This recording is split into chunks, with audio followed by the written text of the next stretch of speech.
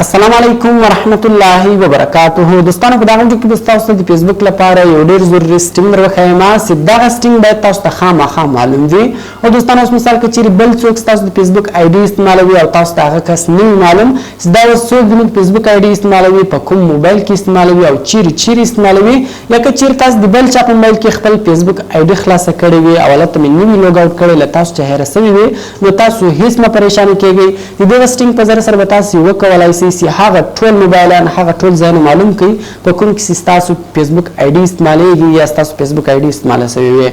نو ډېر ضروري سټینګ باید تاسو ته خامخا معلوم وي. ویډیو له خپلو دوستانو سره خامخا شیر کړئ تر څو هغه هم له دې سټینګ څخه خبر شي او له دې سټینګ څخه فایده واخلي. نو نور وخت نه اخلم، زه د ویډیو په طرف ویډیو شروع کوو. نو دوستان دلته به تاسو اولار په خپل موبایل کې فیسبوک خلاص کړئ. کله تاسو په خپل موبایل کې فیسبوک خلاص کړئ په دا اکاونټ کې درې لاین آیکن ده، سمپل په دغه آیکن باندې تاسو کلیک وکړئ. کله تاسو په دغه آیکن باندې کلیک وکړئ لاندې به ولاړ شي، لاندې تاسو په سټینګز اینډ پرایویسي باندې کلیک وکړئ. کله تاسو په سټینګز اینډ پرایویسي باندې کلیک وکړئ بیا تاسو په سټینګز باندې کلیک وکړئ.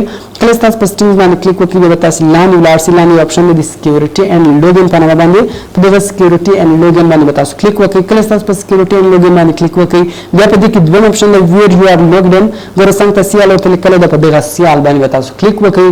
کله تاسو په سیال باندې کلیک وکړئ دوستانو دلته تاسو ته هغه ټول موبایلان هغه ټول ځایونه راواړوي په کوم ځای کې ستاسو آی ډي استعمال شوی وي یا ستاسو آی ډي استعمالیږي. دغه رقم ګور دوستانو فلحال زه له ما سره سمسنګ ګلیکسي 33 موبایل ده، ګور په دې کې زه اکټیو یم. دا اکټیو نه اوس ورته لیکلی دی په کوم کې چې اوس فلحال تاسو موجوده آی ډي استعمالوي صحیح ده. نو په دې ګور زه آی ډي استعمالوم او د ما آی ډي څه ده په دغه موبایلانو او په دغه ځای کې خلاص شوی ده. نو دغه رقم دوستانو دلته به تاسو ته هغه ټول موبایلان او هغه ټول ځایونه راواړوي په کوم کې ستاسو آی ډي خلاصه شوی ده. ګوره لاندې ټیم ورته لیکلی ده، ګوره وایي پرون مثال په دغه موبایل کې خلاص شوی ده. دغه رقم ټایمینګ ورته لیکلی په 21 اګست کې په دغه موبایل کې خلاص شوی ده. که چیرې موږ لاندې راسو ګوره وایي په 3 مې باندې په پورې نو 3 موبایل کې دغه آی ډي خلاص شوی ده. ګوره دلته مثال ټوټل معلومات دلته راوړوي.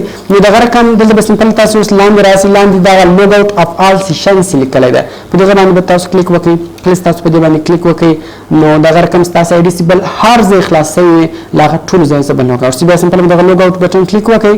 ګوره نور به له ټولو ځایو څخه ستاسو د فیسبوک آی ډي لوګ آوټ څخه ختمه به شي، خالي دا کوم موبایل کې اوس تاسو استعمالوئ هلته به صرف لوګین. ګوره فلحال په سمسنګ ګلیکسي 33 موبایل کې خلاص ده، نور یو ځای هم دغه آی ډي نه ده خلاص شوی. نو دوستانو ډېر ضروري سټینګ ده، باید دغه سټینګ تاسو ته خامخا معلوم وي. نو کوم چیرې ویډیو خوښه شوې ویډیو در سره لایک کړئ، له خپلو دوستانو سره خامخا شیر کړئ تر څو هغه هم له دې ترکیې چې خبر شي او فایده ځینې واخلي. او د داسې نورو ښایسته ویډیوګانو لپاره زموږ چینل سبسکرایب کړئ، ځکه موږ هره ورځ دغه رقم ښایسته ویډیوګانې په خپل چینل کې اپلوډ کوو. نو لایک په نور ښایسته ویډیوګانو کې په دعاګانو کې مې یاد ساتئ. د خدای په امان.